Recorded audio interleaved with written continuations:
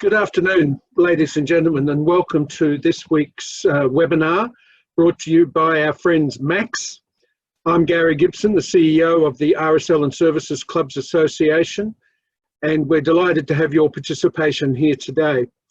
Our topic today is on club amalgamations, and we have panelists, 4 different panelists.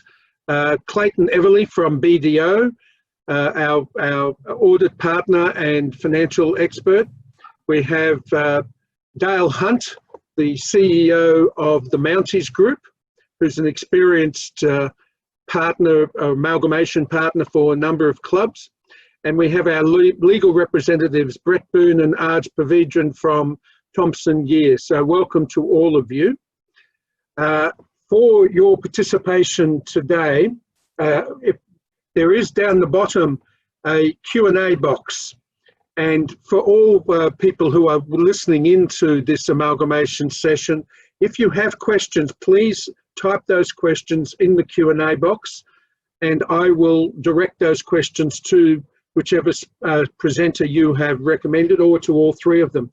Today's session is going to be much more of a discussion session. We're not going to be having PowerPoint slides and talking to those PowerPoint slides. Rather, I thought that with the experience we have in this team of presenters today, it was better to have a general discussion about some key learnings that all of these presenters have experienced over the years in handling amalgamations. And we do, therefore, we do want to have a general discussion and make sure that all of your questions are answered if we possibly can. If there are more questions than we've got time for, because we want to finish just before 2 o'clock, then I will direct those questions to the speakers and we'll try and get an answer written to you by email. So first, so make sure you have a look at that Q&A session box and tick any question, write any questions you have, and I'll certainly be trying to make sure we direct them. So firstly today, we're going to have some observations and comments from Clayton Eveleigh to look at the financial aspects of this topic. So welcome, Clayton.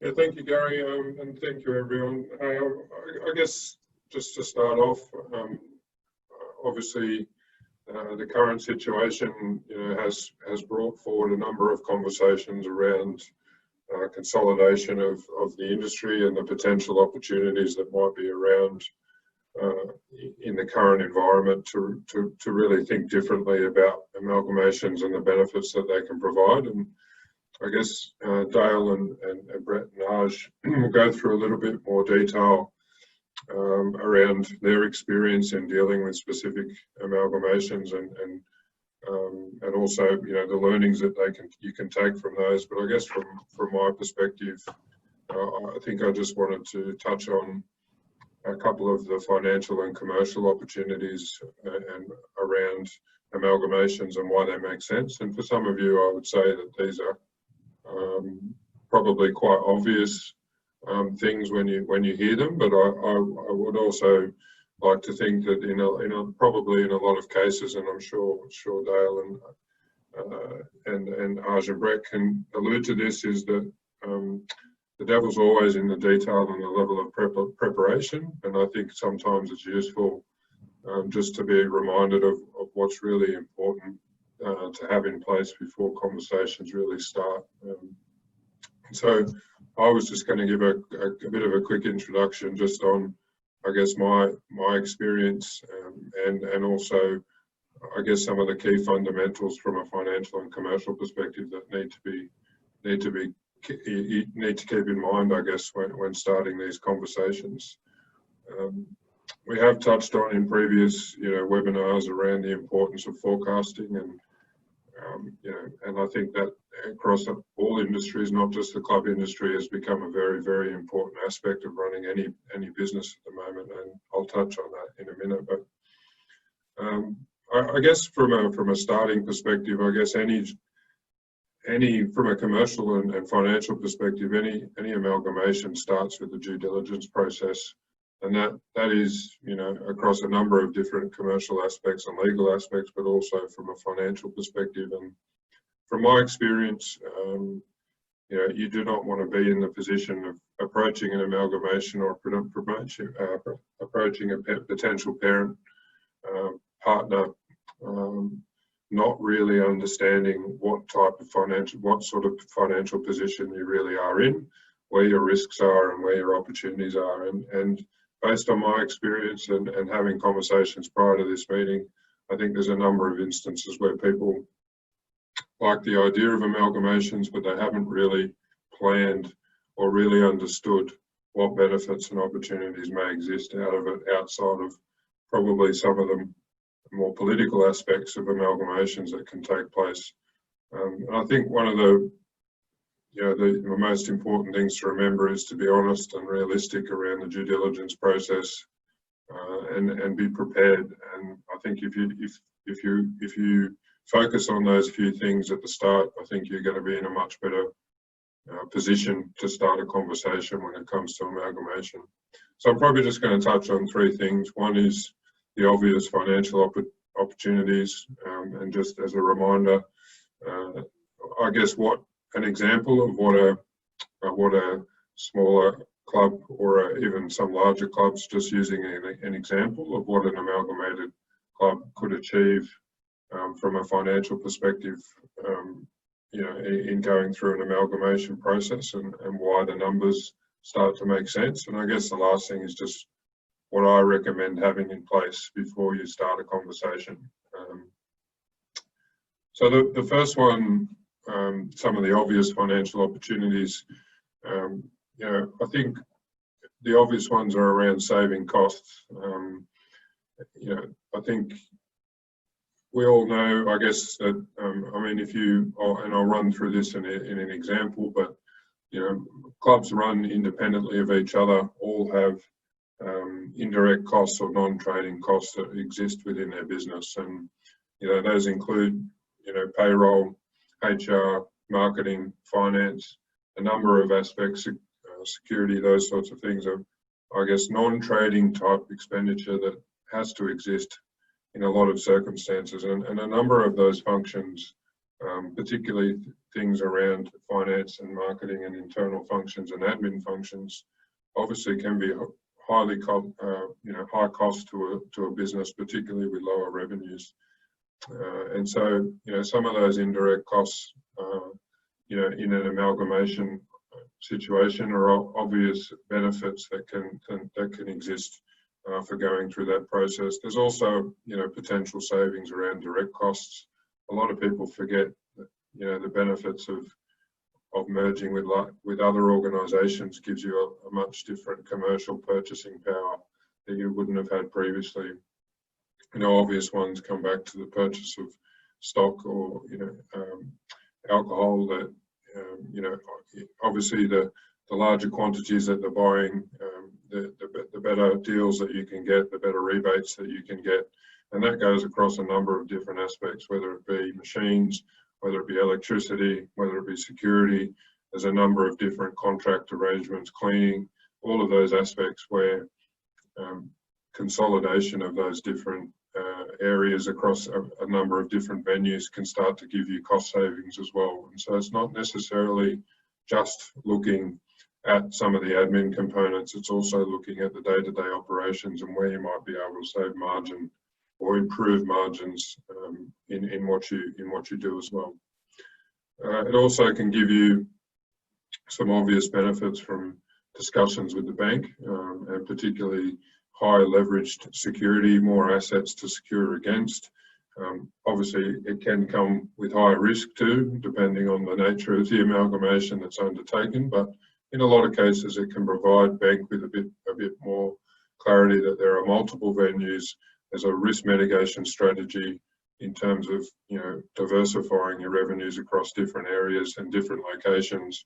But it also gives you the opportunity to secure loans and future capital expenditure against a larger pool of assets, and that's can be an obvious benefit, particularly in this environment. Sharing assets, potentially sharing entitlements, all that where possible, and depending on obvious legal restrictions, they're another benefit. But obviously, managing cash flows between venues is obviously can be very important too. And so I guess there's some of the real obvious financial and some commercial opportunities that need to be, need to be front of mind when you start thinking about starting that conversation. I thought it would be useful just to provide a quick example of how that might work. Some clubs, let's take an example of a club that's running at approximately $20 million of revenue a year. There's going to be obviously a lot smaller and a lot larger, but an unsustainable club that's running at 5 to 10% of EBITDA, which obviously then is an operating its EBITDA at $1 to $2 million, depending on whether it's 5 or 10. Gives a very limited amount of free cash flow to really reinvest back into your club. And so I guess one thing to think about, if we look at the standard benchmarks that we would normally use against what a club uses at that particular revenue level, advertising, entertainment, marketing expenses range at 6 to 8, sometimes 9 to 10% of revenue. Non-trading wages can be around about 7% or so of revenue on average. So just in those two costs alone, if you're able to save on 50% of these costs, which is not unreasonable in the circumstance of amalgamation, particularly on these internal type costs, you're looking at moving a 5% EBITDA of a venue to 12% just from purely an amalgamation process, and that's not looking at potential other cost savings or the potential opportunities associated with revenue as well. If you had a 10% EBITDA with some of those benefits, you could be improving up to 16-17% EBITDA, which starts to put you into a position where you're in a very strong financial position with strong cash flows to be able to reinvest into both clubs or across different venues. So there's just, I guess, some of the quick, high-level, obvious benefits from a financial perspective. The last thing, just quickly, is just around what I recommend and having some conversations with people previously about what has worked and what hasn't worked. And I know Dale and Brett will go into, and Arj will go into this in a bit more detail, but any due diligence situation requires you to be in a position of strength when you start a conversation. And the more information that you can have at hand about understanding your business in that starting that conversation will make the process much smoother, and I guess will open the door, more doors for you than you may expect. And I guess that comes to understanding your financial performance, having 1 to 3 year forecasts prepared based on best estimates. They're only assumptions, but this is the current environment. Cash flow forecasting and forecasting, whilst difficult to do, is really important to be doing on a sensitized basis. Understanding where your issues and opportunities are in those forecasts, and also, I guess, being honest about what you're willing to do and what hasn't been controlled well. And one of the aspects of preparing this financial performance is to be honest about where things haven't been managed or controlled well in the past, and where those opportunities are likely to come from in the future. The more honest you are about those positions and situations to have those commercial conversations, the more likely potential parent companies are going to be willing to talk to you. And the last two is really, be honest and open and transparent about those sacred cows that sit in your business and where some of that money has been spent in the past, and what those are likely to be going forward. And I guess just don't be afraid to discuss any of the elephants in the room. Too often, we probably see people going into these conversations unprepared, trying to hide the real facts, trying to hide the real truth.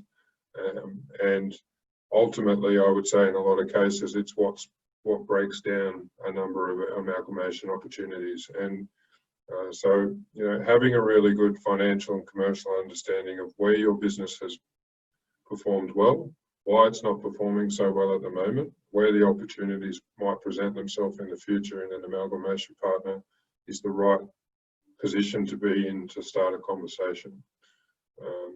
So I'll leave it there, and I guess I'll let Dale jump in and probably give you a few more, I guess, examples of that and what he might have seen across a few different amalgamation scenarios. Thank you. Thank you very much, Clayton. Now, Clayton's information and advice there is applicable whatever state you're in.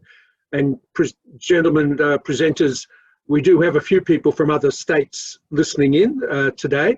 So I make the point that most of the legal requirements we're going to be talking about today are New South Wales regulatory requirements. But the key lessons that you're going to hear from, you've already heard from Clayton, and you're going to hear from Dale and Brett and Arj, probably apply in every jurisdiction, and particularly the key point Clayton made about stop trying to hide things, because it'll all come out eventually. And the parent club that is willing to or interested in amalgamating with your club wants to know all the details. They would rather know now than find out sometime later. So that's a good intro to you, Dale, because you are the CEO of a group of clubs, and you have a number of what we in New South Wales call child clubs, amalgamated partners. So we're really keen to hear from you as a CEO of a potential partner club, what your expectations are and what learnings you found from the last few years of managing this process. You know, I'm a pretty simple person, so I think amalgamations aren't as complicated necessarily as they quite often become. I think recently amalgamations have changed, and I think nowadays that we have with the COVID situation, I think it's even more obvious and more so.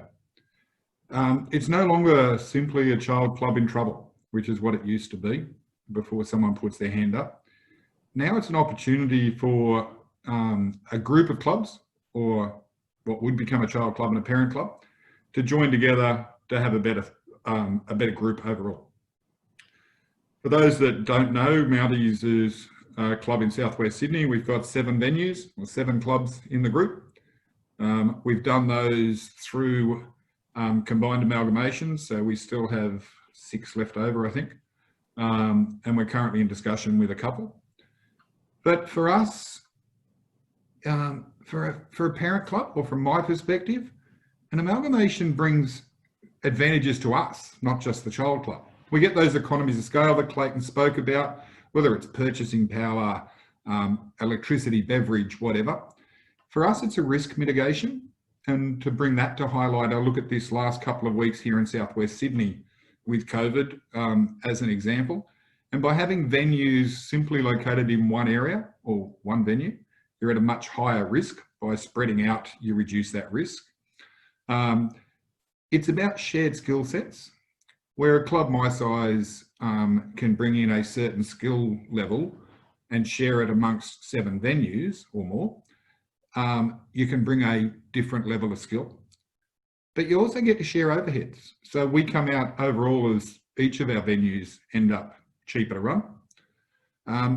So we would look at 2 key things when we're making a decision.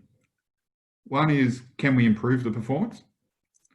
But secondly, and probably most importantly, the one thing that we look at when we're looking for an amalgamation partner is, does it fit with our strategic plan for the future?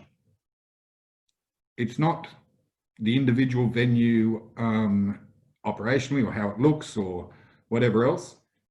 It's how can that venue fit into our future and the plan that we have for what Mounties Group will be in 10 or 15 years' time. So yeah, there are advantages for a child club, but there's certainly just as many advantages for a parent club. If I was to give any advice, I think I'd be, whether a parent club or a child club, for me it'd be about looking out for alignment. Make sure the 2 clubs can exist together and both can become better by joining together. For a child club, I think it's a chance to shine, not just get swallowed up. So if you want to be there in the future, it's a real chance for a child club to shine. And I use Hardboard Diggers as an example as that. A number of people don't even realise that Harbord Diggers is part of Mounties Group. It's certainly got its own identity and its own reputation. And I think we're very proud of that. But it's also an opportunity for a child club to become part of a bigger club where you can simply do more for your community and more for your members. If there was one thing I think that could get in the way, it's ego. It's an ego that, from whichever side, can screw up everything, no matter how bloody good it could be. And I think if we're going to check anything before we do due diligence, before we do anything else, it's time to park your bloody egos and work out what's best for the club for the future. I guess that'd be my most simple look at amalgamations. I'm sure Brett will complicate it. Well, thank you for that, Dale. And we also should pass on our thanks to Dale for being here, because in the last couple of weeks, he has, because of the COVID situation in New South Wales, experienced some particular high levels of stress, in that his club has had visits from people who then ultimately turned out to be COVID positive, and that's had a whole range of impacts on the club, on the staff and the management. So I appreciate the fact that you are able to give us some time today, Dale. We don't call it stress, we call it passion. It's a hell of a lot easier to go home and go, geez, I was passionate today. Excellent, well done. So yes, some people from interstate may not be aware of the size of the Mounties Group, but there are a number of clubs, and we're proud that Mounties is part of our association, and particularly because of its amalgamation with Harbord Diggers, which is an outstanding venue and an outstanding club. And our association, and the reason why this topic is on today, our association is keen to keep as many clubs operational and surviving as possible.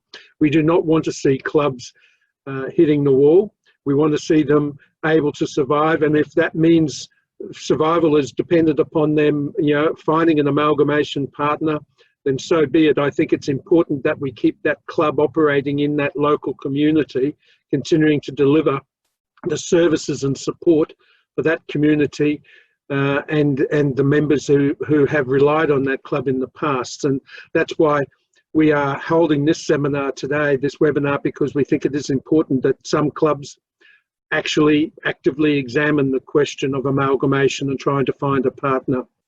And on that note, can I turn to our two legal representatives, Brett Boone and Aj Pavidran from Thompson Gear, our foundation partner. We're delighted to have Brett and Aj here.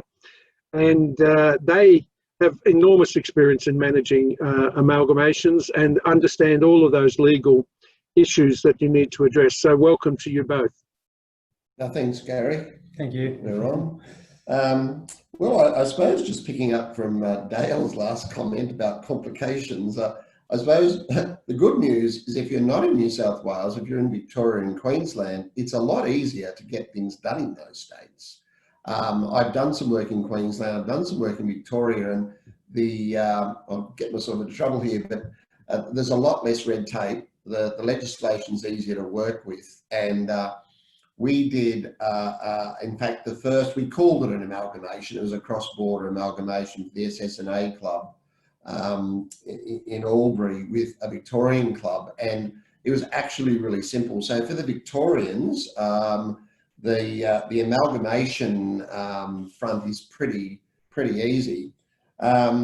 We've actually done, I think, all of the Mounties amalgamations over the years at a very reasonable cost, I'm sure they would agree, including the Harbord one. And if ever there was a model for quite a difficult amalgamation to get across the line, Harbord was it. I mean, at the time, the idea, and this goes back to, I think it was 2003, 2004, and the idea of a Southwestern Sydney club amalgamating with a Northern Beaches club was quite an extravagant proposition.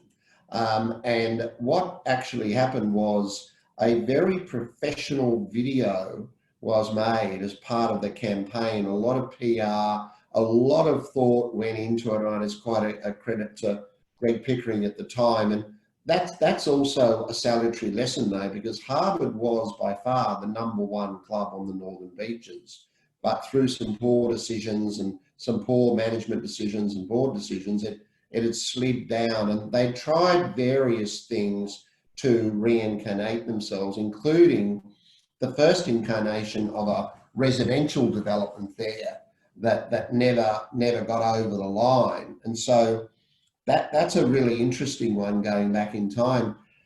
I suppose just to give you a bit of the view of the current landscape, I might have been doing these things for a long time. I won't say how many decades, but quite a few decades. And normally we do 2 or 3 a year. I mean, in the 80s, even into the 90s, there weren't that many. We probably do maybe only 1 a year, 2 a year, because they were basically favours in a lot of ways. So the club industry was maybe had a little bit more sort of community spirit in those days, and it's still got it. But generally what would happen is you would have a club that would get into trouble, and regardless of the financials, a big club or a medium club would rescue it. And so there wasn't a lot of science in it. They all virtually always got up, and the financial side of it was barely looked at, which led to a number of disasters, particularly the strange habit of some major clubs amalgamating with golf clubs, which never really made any sense. And they're always looking for the door and then clubs who over amalgamated, like Panthers did too many and forgot about cash flow, were partly saved by the de-amalgamation provisions, which were brought in about probably 7 or 8 years ago, where they hadn't done, that was a great property play, all those Panthers ones, but the business case for a lot of them wasn't there. So at the moment, I mean, this year's quite incredible. I mean, at any given time since the beginning into COVID, we've been working on about 10 amalgamations. Currently, I think we're working on about 9. That's a lot of amalgamations. And reasons for those probably aren't what you think, that they haven't necessarily been desperation amalgamations. They've been ones where clubs have thought, well, clearly initially, when ScoMo and Gladys and that were pretty much saying you're going to be shut till at least September, well, obviously that made the blood curdle of some of the boards and CEOs who decided, well, we won't make it to September. It's probably partly the reason why one recently fell over. And I suppose that leads me on to, I basically divide these into the 3 questions. The most important is the why, the next important is the what, and probably the least important is the how. And the how is the technical legal requirements. Legally, the technically legal requirements for amalgamations are actually pretty straightforward. I don't think they could be any simpler.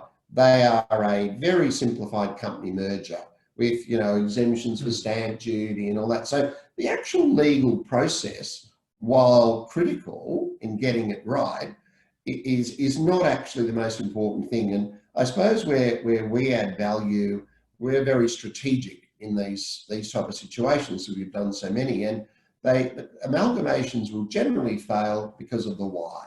And that's partly what Clayton was talking about on the financials, and partly what Dale has talked about. And we can't emphasize enough to CEOs and boards that you've got to have the why, particularly from the child club. They think they've got the why sometimes, but they actually haven't got the why. The why shouldn't just be we're desperate and we're looking for another club to amalgamate with, because you need to show the members that you've explored other options. And this is what Clayton was referring to, because the question will be asked by the members, how did we get into this position? You're the people who are now telling us this is the solution, but maybe the problem is you, i.e. the management and the board. And that was very colourfully and forcefully put up in one very recently, that perhaps you're the problem, and if we change you, get rid of you, then we might fix the problem. I think that that they thought they had the why, but they didn't actually have the why, because they also thought that what was a very good deal that they were being offered, the members were very focused on the funding of a particular sport. And this club had offered a very large and guaranteed amount for the ongoing funding of the sport. But it turned out, we only found this out sort of on the night really, although we did have an information meeting beforehand, but somewhat belated. We found out that the members were actually far more concerned with just keeping their own club's identity, and they were much less concerned with funding the sport, which was a big shock to everyone, and not the sort of things we can only go so far in what the board tells us, but it turned out that the members were quite prepared to throw the funding for the sport under the bus to keep their club. So I think what I'd say about that is we really try to pull out as much as possible from the board and management the why, and we highly recommend for child clubs, not necessarily for parent clubs. It's pretty rare. I was saying to Arj before, I was trying to think of one where a parent club voted down the amalgamation, the members, and I couldn't really think of one. If it's going to get voted down, it's going to get voted down by the child club. Picking up on what Clayton said before too, though, the financials have to be really well explained. They have to have someone, and presumably it's the CEO or it's the financial guy, to get up and present the position and say, this is where we've been, this is where we are, and this is where it looks like we're going to end up. So we've explored options. Now, the other thing that will often be put up, oh, well, we've got a block of units. Why don't we just sell those? I mean, we'll get 2 or 3 million in for those. Sometimes the members say, why don't we sell, the great one I love is, why don't we start selling gaming machine entitlements? Well, you know, to us, it's pretty obvious, to Dale and Clayton, well, you know, you're on a hiding for nothing. You're selling your income generating assets. So I suppose the first thing is the why, and I think everyone that's fallen over is because the why wasn't properly asked and answered. That leads on to the what, and that is the deal. And of course, that's very important because we're generally acting on the parent side, but it's fun to act for the child club. The deal, what you can get out of the deal. And the deal is, see Dale, he knows what I'm talking about. The deal is very important because you can extract often a very, very good deal, and a deal, in fact, you feel so good about, you think, wow, the members will have to vote for this. They're going to vote it up. But the thing that we don't necessarily know about is the why. So it doesn't matter how good the deal is. We learned this the hard way recently. No matter how good the deal is, you go, wow, this is, and I had one going back a few years where the deal was unbelievable. We're acting for the parent club.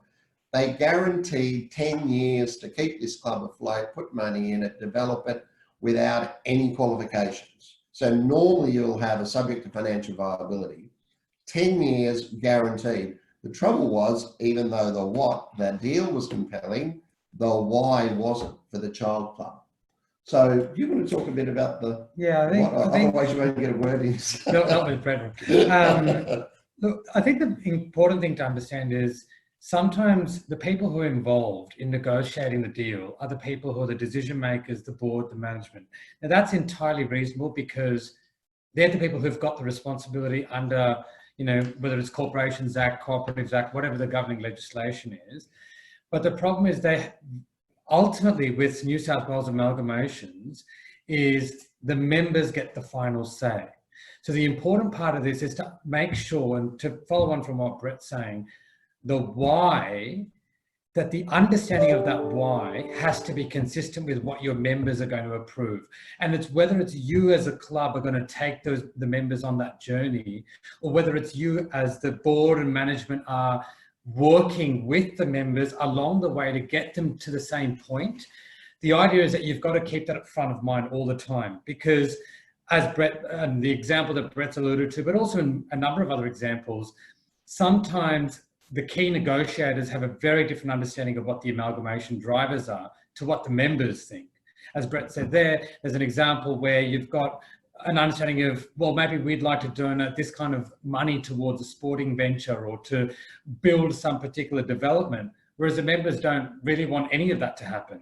So it's really important to understand that from the why. And, you know, sometimes it's not as simple as the club's on its knees. Sometimes it requires a lot more finessing and collaborative thinking with those members or key stakeholders to reach that point. And then I guess just to an additional point, I think for clubs to think about when it's the deal is we are often as lawyers put in a position where the deal is so-called reached before it comes to us. And then we sometimes have to reverse engineer that deal because parts of it don't make sense or parts of it don't really look like something that we think is going to be suitable for the authority or the Independent Liquor and Gaming Authority to approve. And we can't really go into specifics of what things won't or will fly because sometimes we might be working on parts of those deals now that we want the authority to approve. But the key thing is that it's important to perhaps get that guidance from the outset because sometimes the two boards or the sets of management will decide on what they think is appropriate and it may not actually make sense ultimately. One of the examples of that Brett and I were talking about earlier was at the moment, a lot of clubs, child clubs in particular, are trying to work on certain deal protection mechanisms that they think the members will approve. Well, even if the members approve it, the authority may not. And I can't go into what those are here at the moment. But that's just something to think about. I can give them a little, Brett might. I can give them a little hint. Oh, the blinds are going. Yeah. We have this unfortunate situation where our blinds in this new building that we're in just tend to change. We're in a green building. Look, just to sort of give you a bit of a hint, and why this is so important is that a number of the child clubs around have actually got some pretty substantial assets in terms of, and we all know that assets don't necessarily get you out of trouble if your club's not trading well. So there's been a trend, and we've just seen this year, where they're wanting to hold on to a certain amount of the assets and have a de-amalgamation provision in the amalgamation. We haven't seen these before, and clubs, that's why we're saying at the moment, a lot of the child clubs are realising they've got substantial bargaining power because they've got a very large number of game machine entitlements in an area where you can't get them in, or alternatively, they've got a large amount, like some golf clubs have, they call it a corpus fund that's reserved, 10, 15, $20 million. And they're very worried about handing that over. So where this is so important is that unlike a regular commercial deal, the legal structure around amalgamations means that if you come to a point where in a commercial deal you reach an impasse at any given time, you can always renegotiate. Trouble in an amalgamation is if you agree on something in an MOU and a deed, say for example a de-amalgamation provision, which has never yet been approved by ILGA, or the quarantining of assets into a corporate trust or something, then if you get to, you've got your initial bargaining, you've got your MOU signed, your deeds signed, you've gone to the members, you've got the approval, you put your application into ILGA, they put it on the notice board for a month, people can object, anyone can object, you get all the way to ILGA and they go, oh no, actually, well, we can't agree to that part of your MOU or that part of your MOU, you can't just amend it, you've got to go right back to the beginning. And this is what we're emphasising. If you get to that point and they don't approve it, unless we're developing some fallback mechanisms at the moment, but unless you've got something like that, then you start again. And in cases where that's happened, where there's been an irregularity, I can think of two, the deals have just fallen over. It happened to North Sydney Anzac Club years ago, and the deal with Ramsgate RSL where a basic legal requirement wasn't met. And it happened in another context to Castle Hill Country Club where their resolutions were incorrectly drafted and they got a Supreme Court injunction and the whole development deal fell over. So I think that's where, in a sense, I suppose the how comes in. And as I said before, I think child clubs really would be very, very unwise to proceed to a vote without a information meeting going back, I would say at least a month before the vote, so they can flush them out. Because this one, the other night where we had an angry mob show up, had the car running, so we were ready to go.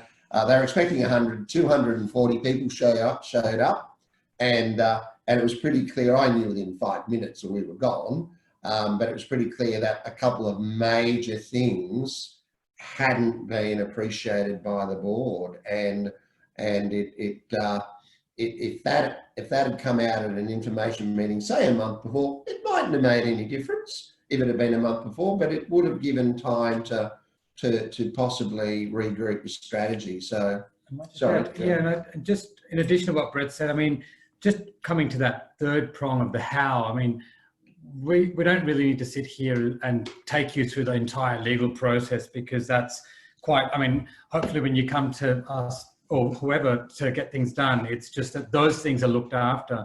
The important part is what we're touching on is that strategic process. So as Brett said, I mean, one of the things that we'd recommend as part of our tips from the experience that we have is make sure you hold the information meeting like you mentioned. On top of that, touching on another point that he raised earlier is getting that external financial analysis done, whether it's, from your existing consultant, if you're looking for somebody who's got experience in strategic advice in the registered clubs industry, BDO, Russ Corporate, they're all out there.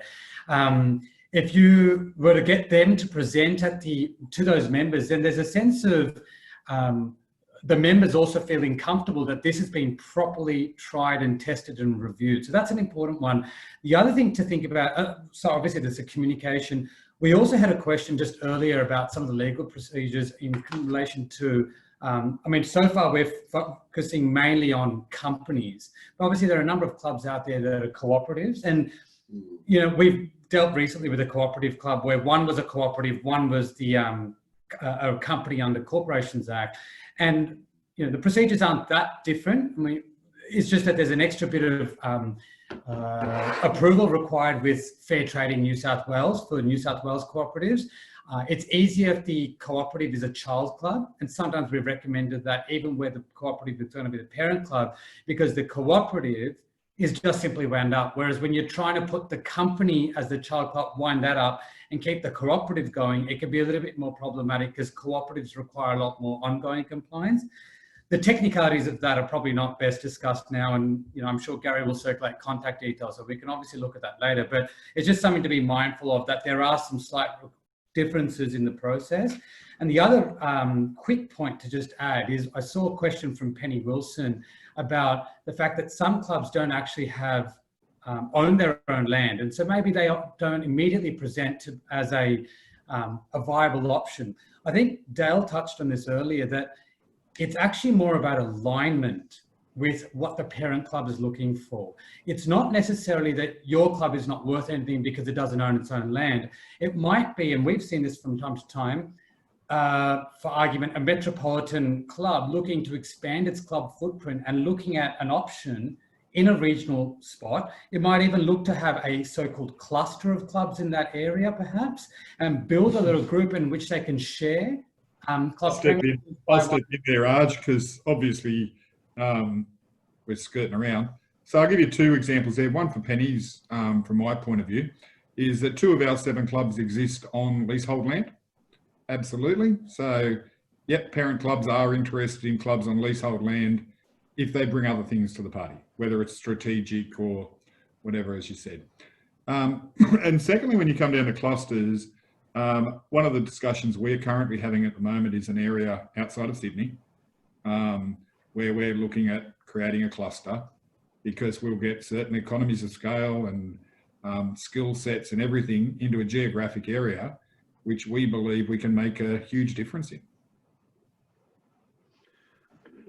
Can I just comment also on the clubs that are tenant clubs that don't own their own properties?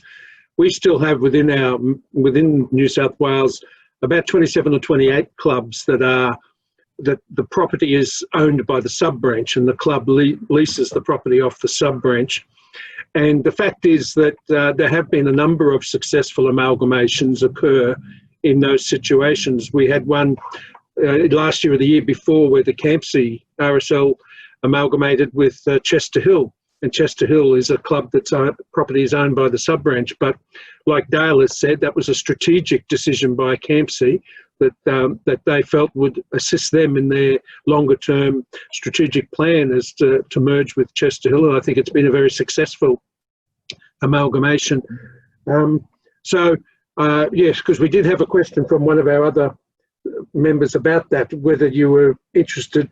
Dale, one of the questions that's been asked by one of those tenant clubs is, would you prefer to amalgamate prior to purchase, where there is, a debt-free club, but it's got the potential to purchase, or would you prefer if the club actually finalised its purchase and ended up with might have to have a few $1 million debt, but it's purchased the property off the sub-branch and therefore able to, you'd then be taking over that debt level.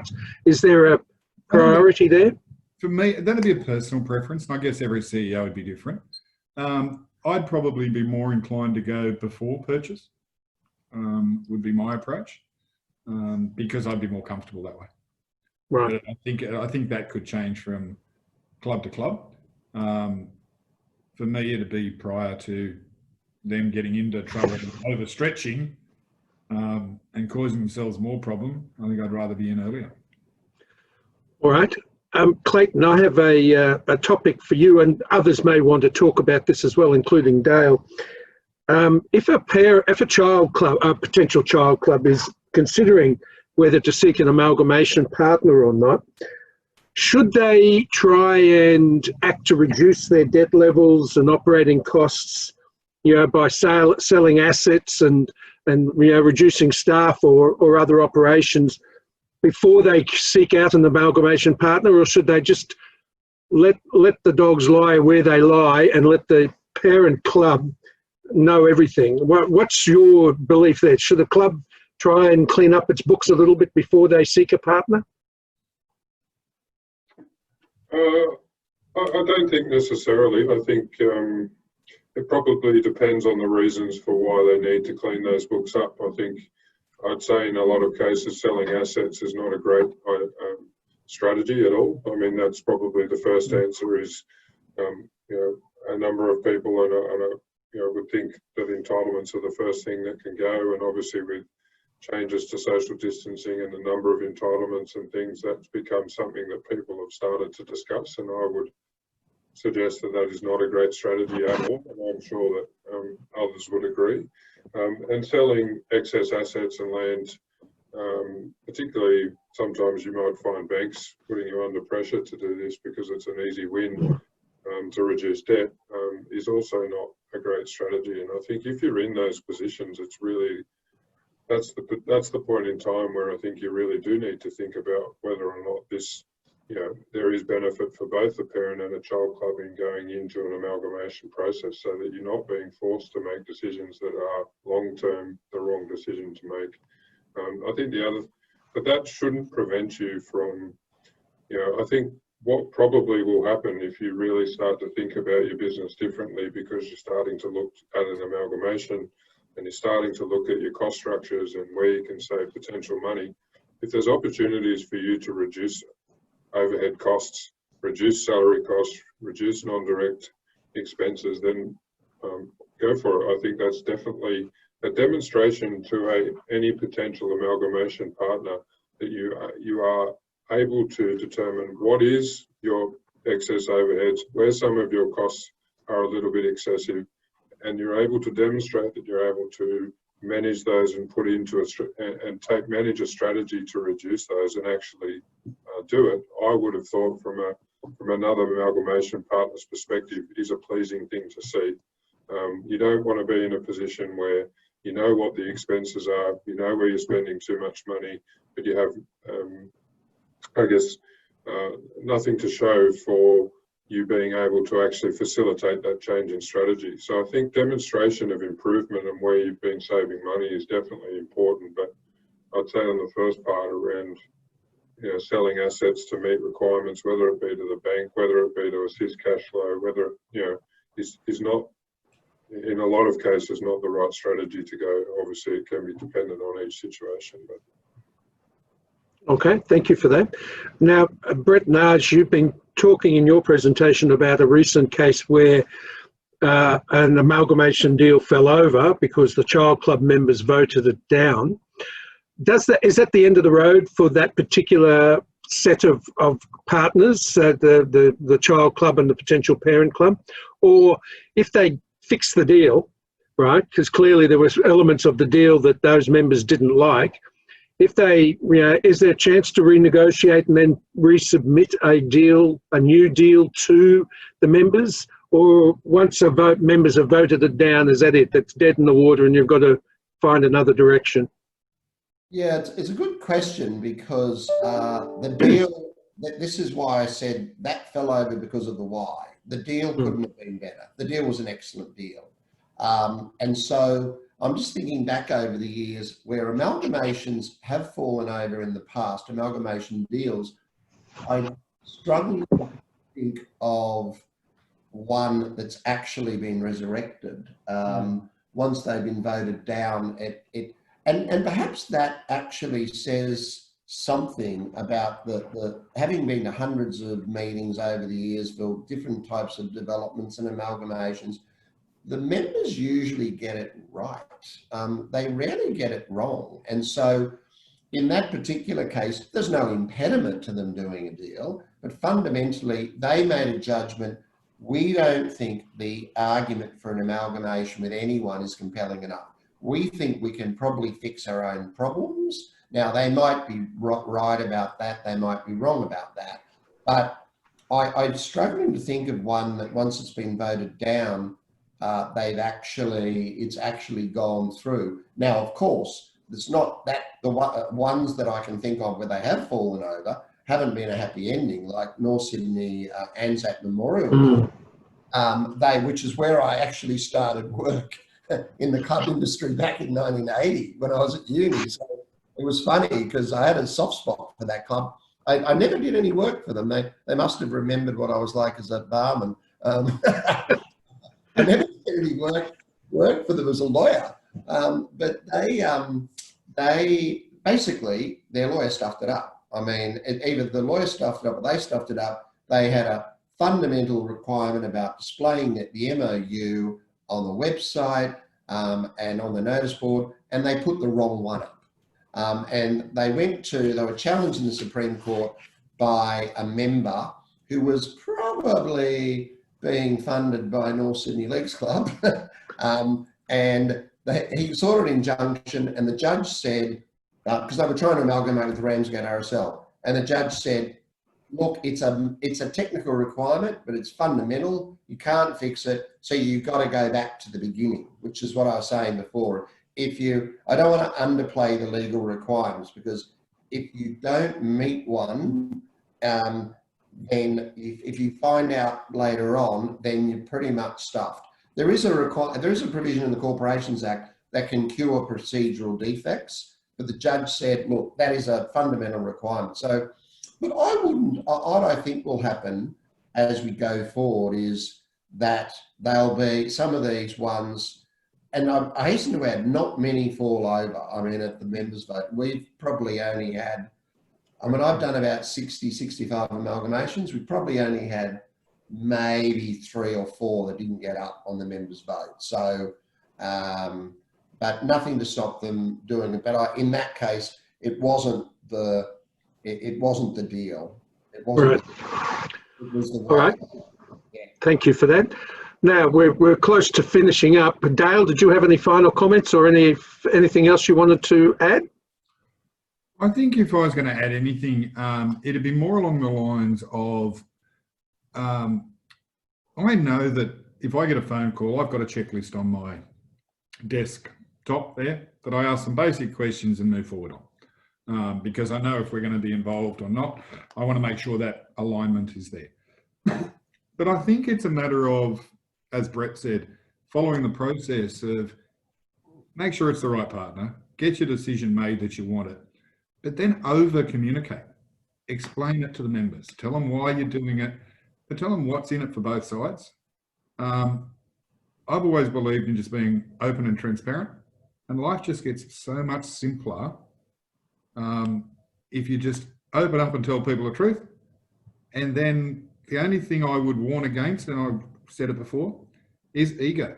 We're here for the club, and it'll be the hardest thing in the world to say, we might have made a mistake here, we can't do this, maybe someone can do it better than us. It just may be the environment, and especially today, just because your club's not performing the way it could or was before, we're in a world of different environment at the moment. So it's not personal blame. This is not a personal failure. This is making sure your club's there for the next 50 years. That's what it is for us. Here. Well, that's my motivation. I want to keep those clubs in those local communities because they play such a vital role in the social life of those local communities. Clayton, did you have anything more you wanted to say? A final summing up or anything? You're fine? Brett, I think everyone's covered it. Yeah, I think it's been a good discussion. Excellent, thank you. Brett, are you okay, Raj? Just to pick up on Dale's comment, he's right. The egos get in the way, particularly with the directors who want to keep their jacket and their trip to the Clubs New South Wales conference or whatever. And in fact, you know, not naming any particular ones, but that has been a factor in some of them falling over. And as Dale said, yeah, that is that difficult thing where it's the clubs failing. But in COVID times, I think it's quite reasonable to say, well, look, you know, that the world has completely changed. So ego, yes. I was just going to add one further point to what Brett's saying is, and perhaps as a closing comment, I mean, we're all surrounded by doom, gloom. Every day we turn on the news, it doesn't look good. But I think what we've got to do is, and yourselves as club managers, is to look at it and say, sometimes, I mean, it's as hard as it can be, it's to look at the state of the world and say, sometimes not so great business structures need to be torn down to be replaced with better ones. And amalgamation, as Brett said earlier, is a really simplified way, because it's far simpler than a company merger, which I've also worked on. It's much, much simpler, and the Registered Clubs Act has facilitated that. So how can clubs leverage the opportunity to undertake a simple process to completely revitalise their business, whether you are as a child club looking to do that, or whether you as a parent club, irrespective of whether you can get your hands on, you know, real property that you can own, or looking at expanding your club footprint. How can you leverage this opportunity to revitalise your business and the clubs industry as a whole? I think that's where this whole amalgamation piece is really valuable for clubs to think about. And I think it's interesting, if you could ask yourself what you think your club could be if you had all the money in the world, or what your club could deliver if you were able to fund it, well, you've got a chance to let some of that dream come true, I guess. Yep. All right. Well, thank you to all of you very much. I think today's presentations and discussion has been very useful indeed. I'd like to remind you of, these are the contact details if you wish to make contact with any of our presenters today. Clayton from BDO, Dale at Mounties Group, or Brett and Aj from Thompson Gear. Next week, our webinar, not next week, I'm sorry, in 2 weeks' time, the next webinar in 2 weeks' time will be on the topic of reviewing facilities and layout for permanent social distancing. Because to be honest, I believe we're going to be living with social distancing for a number of years. And the temporary arrangements that many clubs made when we were allowed to reopen, I think we now have to realise that we're going to need to make it a permanent solution, and you therefore need to actually have a look at your physical arrangements and see what changes you can make so that you can still continue to maximise, you know, the profitability of your spaces, but still meet government requirements for social distancing. So that's the topic next week. And of course, if you want to review this or watch this presentation again, they are all recorded and are on our website. We also will send a link to everybody who was registered today and anyone who has also been registered for previous webinars. So you can go onto our website and watch any of the previous sessions that we've had on these webinars each fortnight. But please join with me in thanking Dale Hunt, Clayton Eveleigh, and Brett Boone and Aj Pavidran from Thompson Gear. Thank you all, gentlemen, for your presentations today. It's been a very useful discussion. And if any of you have any further questions, please make sure you contact those presenters. Thank you all, ladies and gentlemen, and good afternoon.